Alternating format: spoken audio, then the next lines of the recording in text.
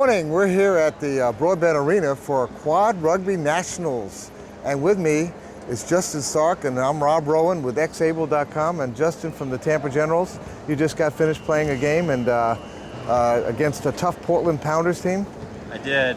We finished, we lost by 7 or 8. Played the number 2 team in the country and played them good for 3 good quarters. So we'll see what happens when we play Texas at noon. So. Does it get any easier playing Texas? It doesn't. It doesn't. Anytime you play a couple guys, actually a lineup of 4 guys that are all going to be in Beijing, it's going to be a tough competition.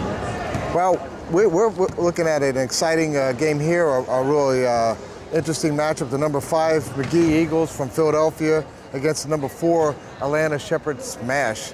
So, and I think you probably know some of these players from having played against them.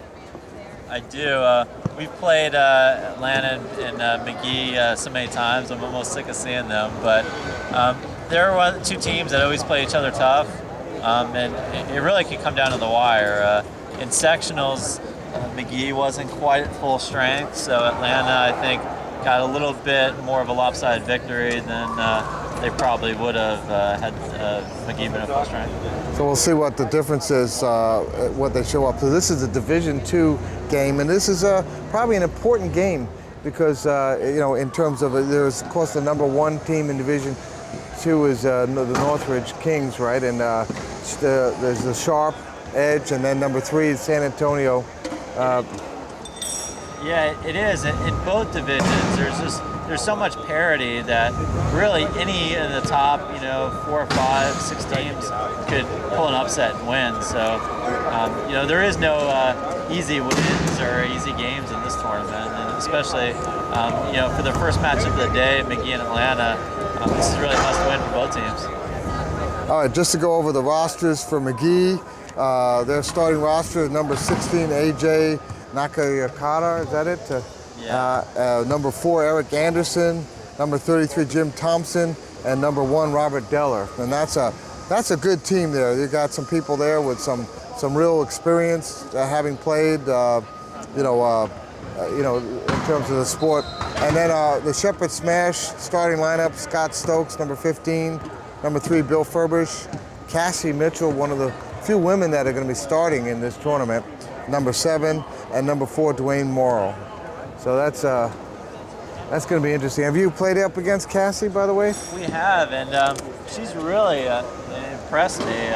She's a relatively new player. I think this is the first year I remember seeing her, and she's really just tough. She's got a lot of trunk. She's got great chair skills for a first-year player, and you can tell she's played other wheelchair sports in the past. So. I think she could be the X factor in this game. Well, she played wheelchair basketball on a scholarship at Oklahoma State University, and until an injury, that was her main sport. And so their loss is our gain, as they say. It is. Whenever you get these people, these athletes over from basketball, it always shows because their chair skills, they take no adjustment. So, it really gives them a big advantage because then it's just a matter of learning the game. They've already got the ball skills, so it's really a quick transition. Well, this is going to be exciting. We're about to start the game. I'm feeling that we started with a good one, and we're covering this year. Xable's covering the Division II championships too, and some of the games at the Nationals, which is kind of fun to do that. And your team was in Division II last year. We were. We played pretty well. Last year, actually, Texas and Philly were in the championship. In Texas, they kind of were the odd team out in their section because no one transferred. And you had them, Denver, and Phoenix. Denver, who won the national title. So, Texas was the odd team out with our system and got put into D2 and really kind of ran over most everybody. But this year, I think things are much more balanced. And that Phoenix team disappeared, and there's a new team there, the Arizona Outcasts. But that Phoenix team ended up, isn't that where Shimakawa came from, and ended up going to Texas? Shimakawa and Hogsett went to Texas, and Andy Cohn went to, I believe, Northridge. So no, Andy. The other California team. All right. Yeah. Adam? Yeah, he's up the Sharp Edge. Yeah. But yeah, people move around a lot. And then, of course, you see these guys come down and play at like in a knock and roll. If their team's not there, they show up and play on another team. Exactly. So you never know. Here we go. The game has started. All right. In the green is the Magee Eagles with the ball. And it has started, and excitement is here in the beautiful Broadband Arena in Louisville, where it's pouring right now. Let's see what we got going on. And it looks like an easy score. So that is the first score of our X-Able broadcast, and we're kind of this is kind of exciting to be here finally. I've been waiting for nationals for a while, and now it's begun. You never forget your first one. No, I'll bet you've been to quite a few, so you know. Oh, nice pass there, and all these easy. All these players in the court are all pretty experienced, so you can tell that everybody knows where each other is supposed to be. Yeah, that was Dwayne Morrow who received that pass and scored, and it ties it up 2 each. And we get to know all these players real well. Robert Deller, he's a tough player. He was MVP for the regionals in his classification. Rob's a load. Once he hits you, you're definitely going to feel it. He's another basketball player that he was nationally ranked, player, and he ended up having a bad injury. I think his hand ended up having to get fused. Yes. If you don't think that this is a tough sport, here we go. Cassie with the ball. Nice pass there. Oh! Was it a turnover? No, recovered. And a score. A little bit of a miscommunication there. So far with about 6 minutes and 30 seconds left. The score is even, 2-2. And this looks like tough. Easy score, 2-on-1. Wasn't much you could do about that one, right? There isn't. They got lost in transition. Magee runs a pretty balanced lineup, but Rob's definitely their number one. You've got to put your body on him. All right. That's Bill Furbish passing off. Long pass there. And Cassie with the ball. Nice blocking there. Closed that up pretty easily. And there we go. So amazing how he found that hole. It didn't seem like it existed from here. Sometimes it just pops open. You don't know how or why. A little bit of a defensive breakdown. Oh, there's a turnover. That pass, he could not get a hold of that one. Eric Anderson tried to it was just a little ahead of him. And there's our first turnover of the game. Now, we've often talked about how a turnover, that's the way you win the game, on capitalizing on a turnover. But how many times have you seen a turnover result in another turnover? Oh, it happens all the time, and we make fun of it a little bit in our practice. It's the turnover theory. And there it is. There it is. Nice hit. That was a beautiful hit there by Rob Deller, and he knocked him out right when he was trying to sneak in there, and his chair went out of bounds before it got to the goal line. And so they turned it over, and people are going to start thinking we're pressing here, huh? They're trying to keep them over there. Remember, you have, 15 seconds to cross over? Oh, a turnover again.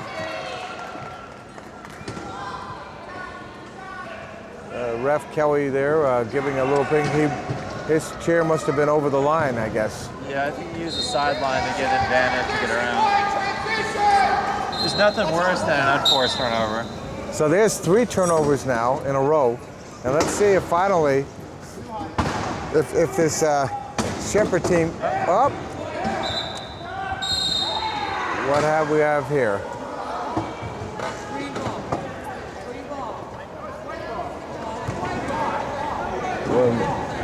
Waiting for their decision.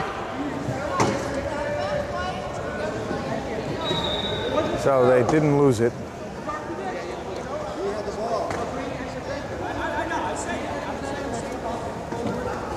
Who's taking it in? I guess the refs are going to throw it in?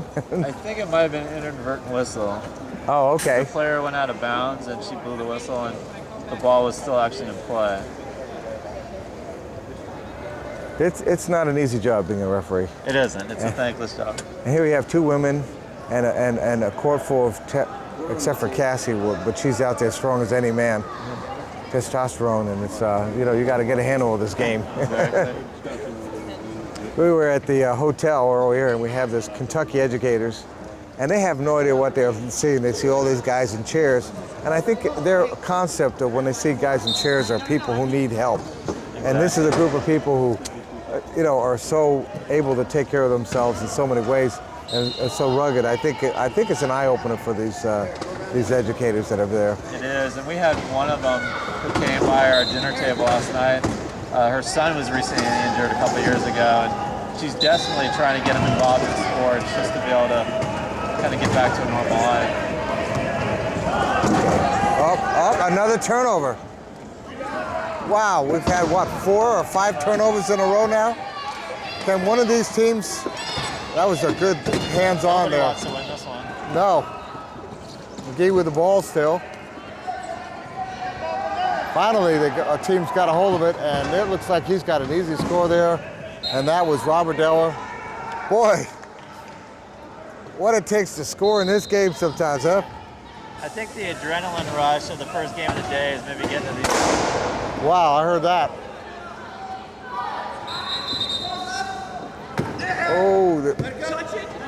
Oh, another turnover. Down here.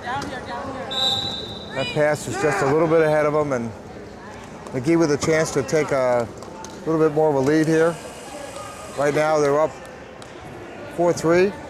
We have 5 minutes left in the first half.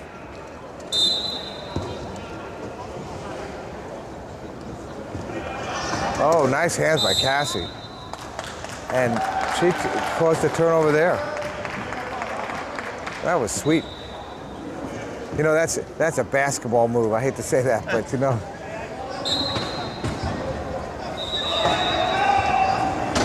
We were just at college wheelchair basketball finals in Oklahoma State where Cassie played, and we were calling the games from the Gala-Iba Arena, and it was such fun, and it was some great basketball. It is an easy score.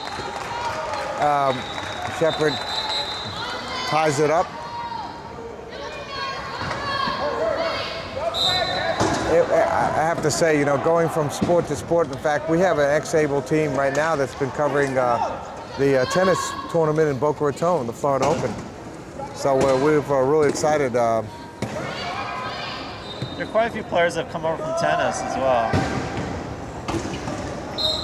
In fact, another sport where it shares skills really translate well to the rugby court. Well, the coach from the University of Arizona, I was with him on the plane. He was coming back having played in that tournament and had got knocked out of Loroe, so he was able to catch an OE flight with all the flight problems that were happening, and he got a chance.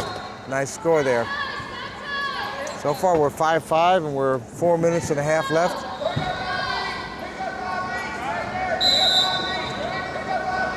All right. They're really trying to play a full court defense here, and it's really... Yeah, it looks like Atlanta's in a T defense. That's a defense they pretty much run all year long. Oh, there's a turnover. And Shepard with the recover the ball. Interesting little piece. Amy Bone, who's the coach of the Atlanta team, for 7.5 years coached Philadelphia. She did.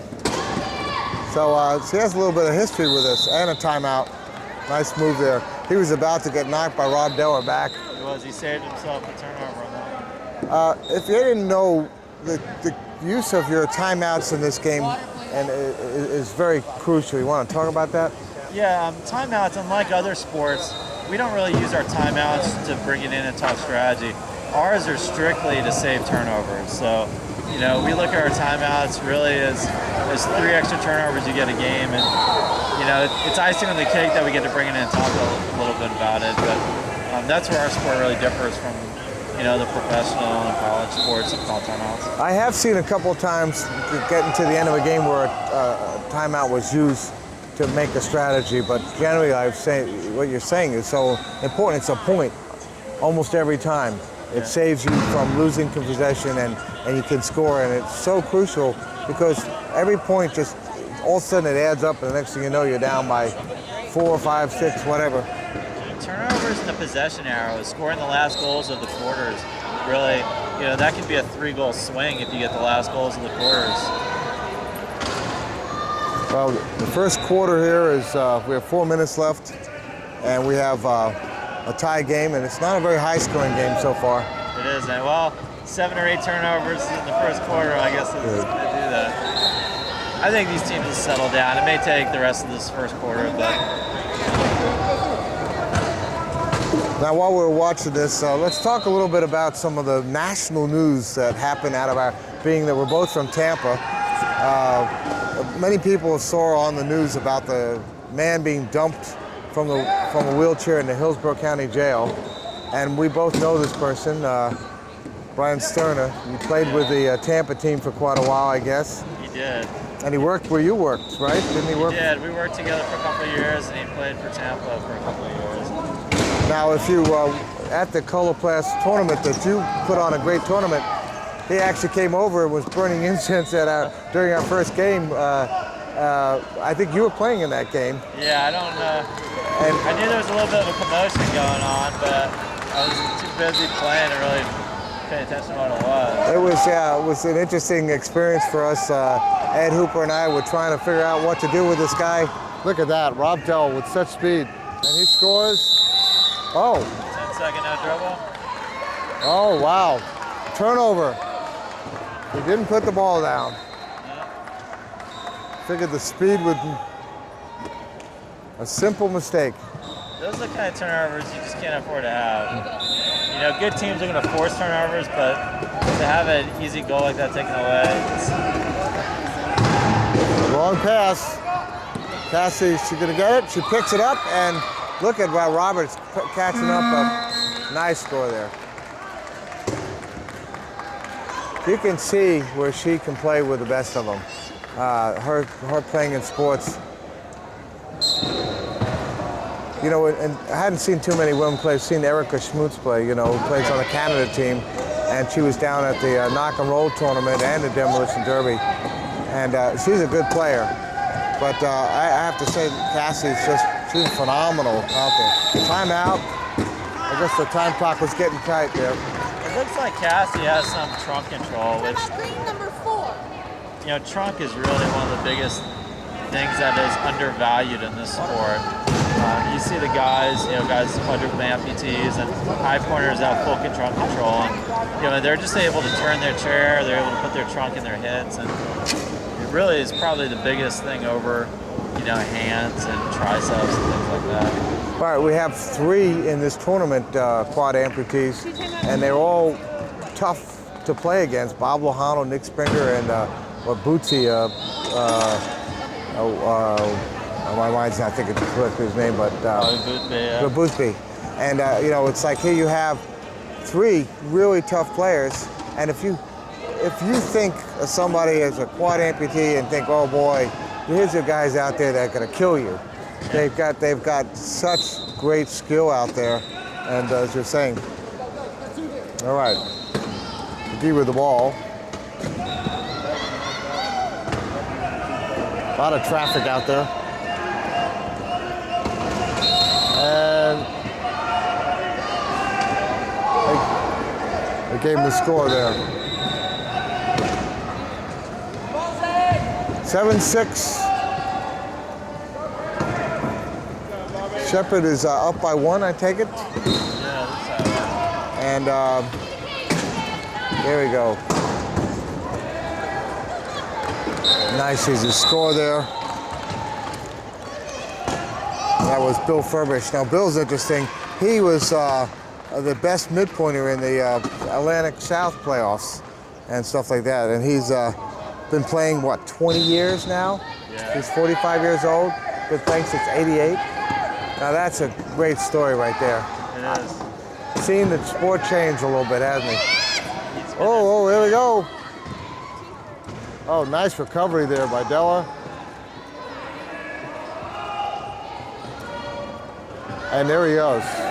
Nice score. what you're saying about Rob, I can see he's such a tough player. You know, he was the MVP for regionals, and he has a drive that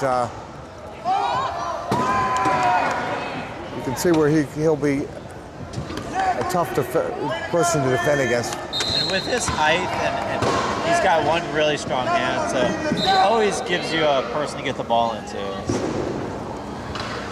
We have almost 2 minutes left in this first quarter, and Shepard's got to get that over the line, and there she goes. And timing-wise, nice score. Nice speed. Very easy goal for Atlanta. Yeah.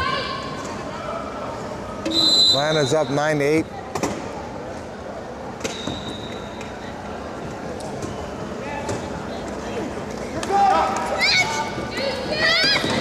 Oh, that's a nice lead pass, and nothing they can do about that. But back to, so when I saw that news, I wasn't surprised to see Brian out there, and there's no excusing what happened with the deputy, but it's always a shame when you have somebody like that whose life gets changed when they come into orbit with somebody, and you know that there had to be more to that story. I hate to say it, and it made national news, and everybody was like, you know, and the humor of it is that throwing out of a chair at the quad rugby world is like, yeah.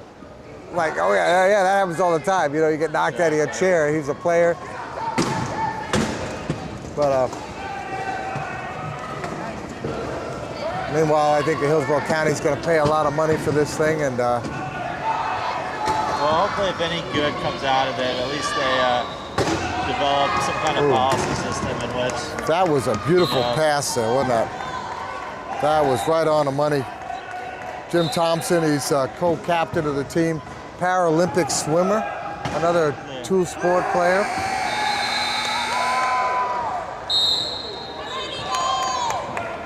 Now, figured at least we could talk about that a little bit since we're gonna have some little Tampa connection here. It is. Most of our ex-Able crew is from Tampa, except for our lead cameraman, Gunnison Carboni, who's also one of the founders of ex-Able, and he's from Orlando. Oh, Troy, Cassie's over. You guys didn't book American flights. No. Southwest, thank you for getting us here safely. A couple of teams were affected by the American cancellations. Well, what Some game? teams haven't even gotten in yet. Well, University of Arizona, who was scheduled to play in the first morning games, end up having their game put back, and hopefully they've arrived by now. They were supposed to arrive at 8:45, and the coach for Texas arrived 2 in the morning. Yeah. It's tough to get in at 9 a.m. and then be expected to play a couple hours later. So. Well, that's true. Happen. That's true. But this isn't a sport for wimps. It isn't. All right, inbounds pass. Shepard with the ball, moving it back. That didn't work very well. They just were able to break that press. We have 54 seconds left, and now every possession is crucial. Tie game, 11-11. With the 40-second clock, you know, the strategy is you can try to score quick and then go for two, a 2-for-1 situation.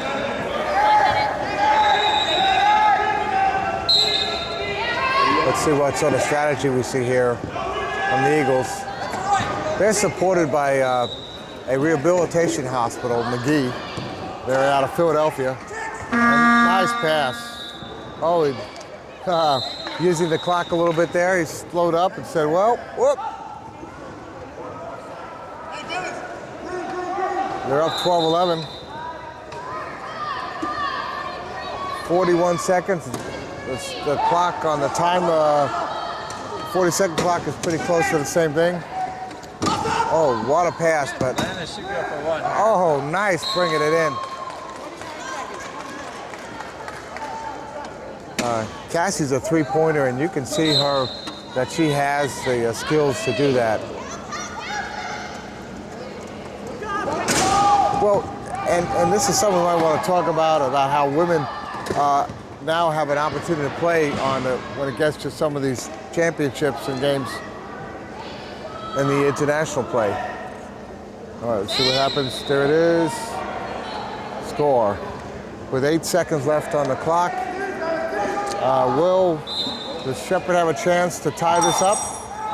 Long pass, and I don't think that's going to make it, and that is going to be the end of the... Oh, look at this. Oh! Oh, that was so close. That was dangerous. Well, that was close. I thought they were going to score, and that inbounds pass didn't work. Well, anyway, we're going to be back in a minute for the second period of this game, Justin. So we're at xable.com, and if you're enjoying this quad rugby, can stay tuned. You're going to see some great games.